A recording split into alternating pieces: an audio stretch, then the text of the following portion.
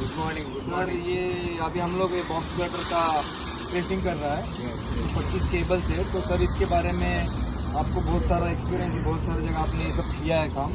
Sir हमको थोड़ा इसके बारे में सर नॉलेज दीजिए सर। जनरली क्या है जो बीच में कंक्रीट मतलब जो लोड है कंक्रीट का लोड ये ज़्यादातर यूज़ हो जाता है। टैंक ज़्यादा रहेगा, टैंक डेप्थ ज़्यादा रहेगा, इन सब में यूज़ हो जाता है। ओके। क्योंकि इसमें क्या है कंक्रीट इकोनॉमिकल, ये पहले इकोनॉमिकल डिजाइन मतलब लोड पूरा टैंक्स के ऊपर रहेगा। जो भी जो कंक्रीट स्ट्रक्चर जो देता है वो खाली स्केलेटन ऑफ स्ट्रक्चर, उसका कंक्रीट स्ट्रक्चर ही स्केलेटन। जो लोड है पूरा टैंक्स के अंदर रहेगा, टैंक्स के ऊपर है। ये बॉक्स गटर डिजाइन किया हुआ। इतना स्पैन के लिए कंक्रीट स्ट्रक्चर डिजाइन करेगा तो कितना कंक्रीट का क्वांटिटी आएगा, ज़्यादा ह्यूज क्वांटिटी आएगा। तो उसको अवॉइड करने के लिए वैल्यू इंजीनियरिंग बोलता है इसको।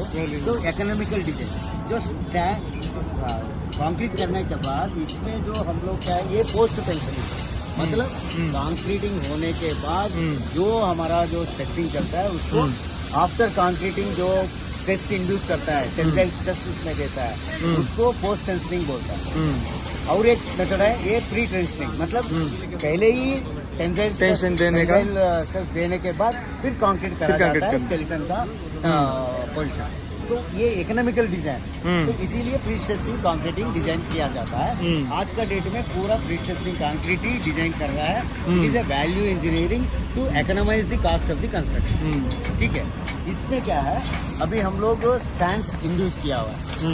इसमें एक पावर पैक एंड एक जॉक रहेगा। हाँ, वो ये हम देख रहे हैं ये पावर पैक ही है। हाँ। ये जॉक इन सेंस क्या है, केबल को दोनों तरफ से एक ही बार खींचना पड़ेगा, मतलब इसमें टेंसाइल फोर्स देना पड़ेगा।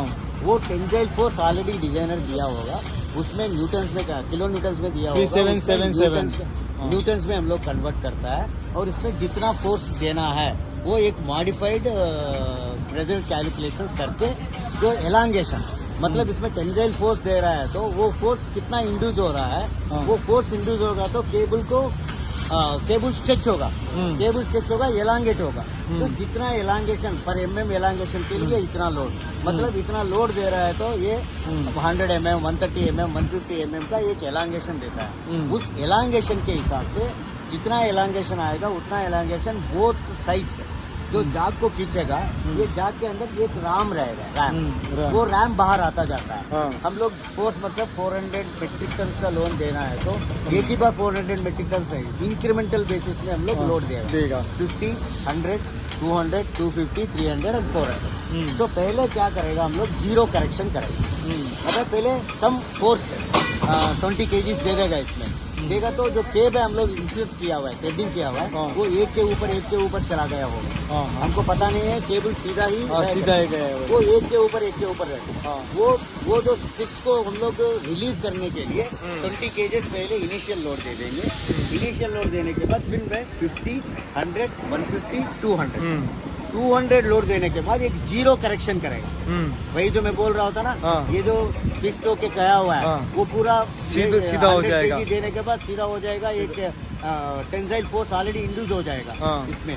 उसको एक जीरो करेक्शन करना पड़ता है। जीरो करेक्शन का कैलकुलेशंस है, वो अभी शीट नहीं है हमारे पास। शीट होगा तो उसको डिस्प्ले भी कर सकता है। वो जीरो करेक्शन करने के बाद एक टोटल क्यूमुलेटिव एलांगेशन हम लोग अरेव करता है।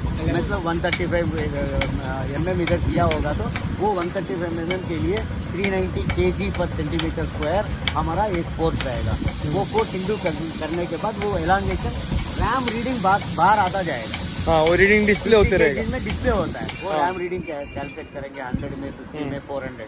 तो फाइनल क्यूमुलेटिव एलांगेशन आने के बाद तो टेस्टिंग उधर क्लोज कर देता है। वो जितना हम लोग फोर्स दिया हुआ है उतना 80% में जो हमारा लाइव वेजेस जो होता है उसको लॉक करेगा। तो क्या है, ये जो खींचा हुआ स्टैंड को वो वेज पकड़ लेगा, लॉक हो जाएगा वहाँ पर। तो 80% लोड में लॉक कर देगा, लॉक करके जाग को रिलीज कर देगा। रिलीज करने के बाद जितना हम लोग ग्रिप लेंथ लिया हुआ है वो ग्रिप लेंथ को काट देगा। 100 mm, 50 mm रख के काट के उसको फिर ग्राउटिंग कर देगा। ये प्रोसेस है इसका। और ये ऐसा एक का हो जाएगा, ये सारे सबका यही सेम प्रोसेस। क्या है, सेंटर ऑफ ग्रेविटी सेंटर से CG से वो डिजाइनर देता है हाँ। कितना केबल में कितना लोड सीक्वेंशियल कैसे करना है। हाँ। अभी हमारा गर्डर में क्या कर रहे हैं हम लोग, सेंटर से बॉटम केबल जो भी है फाब्रिक का, सेंटर से LHS एक केबल, RHS एक केबल एक ही साथ खींचेंगे। फिर नेक्स्ट ऐसा ही सेकंड केबल, ऐसा ही थर्ड सेंटर से आउटर ऐसा ही जाएंगे। Fourth cable. वेब में आ गया तो वेब में क्या करेंगे, नीचे से ऊपर तक इस एंड में और इस एंड में दोनों केबल एक साथ खींचेंगे ऐसा। इसके बाद फिर सेंटर वाला केबल नीचे से ऊपर तक, ये तो सिंगल केबल ही खींचा पाएगा। नेक्स्ट इज ब्लिस्टर ब्लॉक अंदर, क्योंकि ये जो गर्डर है जो टेंसाइल फोर्स चाहिए उसको, उसमें क्या है इतना 25 केबल से सेटिस्फाई नहीं हो रहा है, नहीं होगा। उसको एडिशनल लोड चाहिए। वो एडिशनल लोड के लिए क्या किया है, सेंटर से सम पार्ट कंक्रीट थिकनेस बढ़ा के वहाँ फिर केबल दिया हुआ है। हाँ, अंदर ब्लिस्टर है, हमने दिखाया है पहले वीडियो में। ब्लिस्टर जो है वो केबल दिया हुआ, वो इसके केबल में अंदर सम है। फोर्स दिया हुआ, सम फोर्स दिया हुआ है। मतलब ये टोटल स्ट्रक्चर को लोड लेने के लिए, विथस्टैंड करने के लिए उसको ये 25 बाहर केबल से नहीं हो रहा है, नहीं होगा। इसीलिए एडिशनल 8 केबल अंदर दिया हुआ है, देके इसको सेटिस्फाई किया हुआ है लोडिंग पैड। एक क्वेश्चन है सर मेरा कि किस केस में हमारा जो स्ट्रेसिंग फेलियर होता है? किस स्ट्रेसिंग फेल्यूर कहाँ होता है मैं बता रहा हूँ। First and foremost thing, monolithic concrete